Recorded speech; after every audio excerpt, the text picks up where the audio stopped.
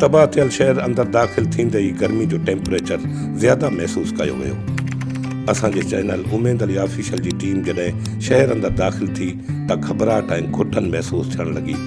कुछ अहिड़ा भी नज़ारा साम्हूं आया जेकी असां तव्हांखे ज़बानी ॿुधाए सघूं था, पर असांजी टीम हर मुश्किलात खे मुंहुं ॾेई रिकॉर्डिंग जो कमु जारी रखियो।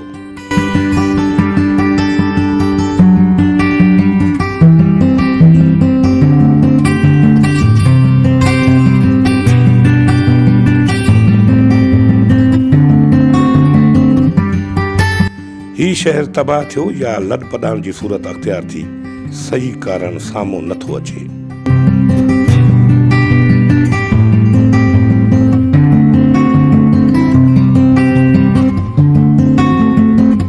असांजे ज़िले घोटकी ओबाड़े शहर सां तालुक़ रखंदड़ मौजूद उस्ताद मरहूम अब्दुर्रहमान भुट्टो, जेको तारीख़ी मागनि जी रिसर्च सां दिलचस्पी रखंदो हो, मरहूम खे 3 साल गुज़रिया आहिनि, जेको हिन दुनिया मां लाॾाणो करे मालिक हक़ीक़ी ॾ वञी पहुतो आहे।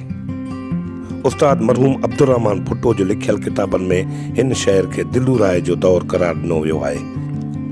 उस्ताद मरहूम अब्दुर्रहमान भुट्टो जी सोहबत में वेहंदड़ दोस्तनि खां जॾहिं मालूमात वरिती वई, उन्हनि दोस्तनि बि इहो ख़्यालु ज़ाहिर कयो त इहो शहर दिलू राय जे वक़्त जो आहे।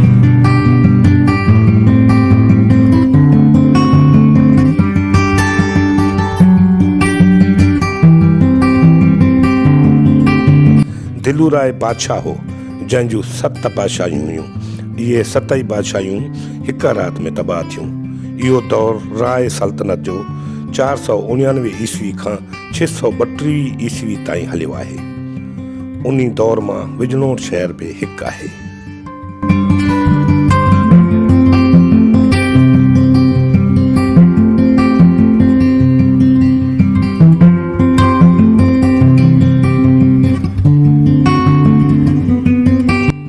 हिन दड़े मां अहिड़ी का बि शइ हथ न आई आहे जेका दिलू राय जे दौर सां वाबस्ता हुजे या उन दौर खे ज़ाहिर कंदी हुजे।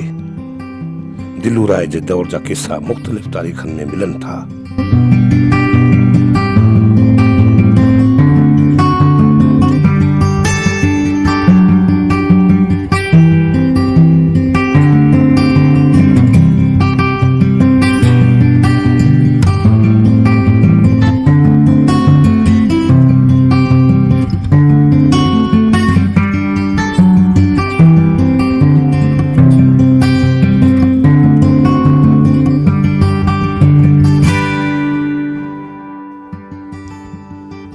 जेकॾहिं हिन शहर जी खोटाई कराई वञे हा त दड़े अंदरि मिलंदड़ शयुनि सां हिन तारीख़ी माग जो अंदाज़ो लॻाए सघिजे हा त आख़िर विजनोर शहर कहिड़े दौर सां वाबस्ता हो।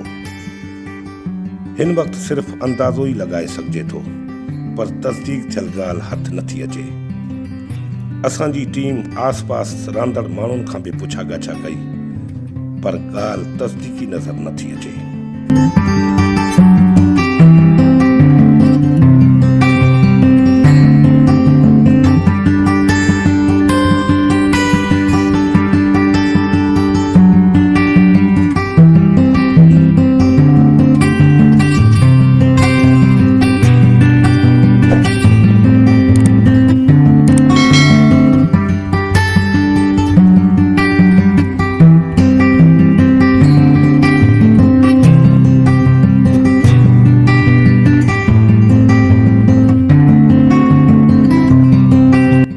दोस्तों, जेकॾहिं असांजो ही वीडियो तव्हांखे पसंदि आयो हुजे त असांजे उमेद अली ऑफिशियल जे चैनल खे सब्सक्राइब ज़रूरु कयो ऐं बेल आइकन जे बटन खे ज़रूरु दॿायो।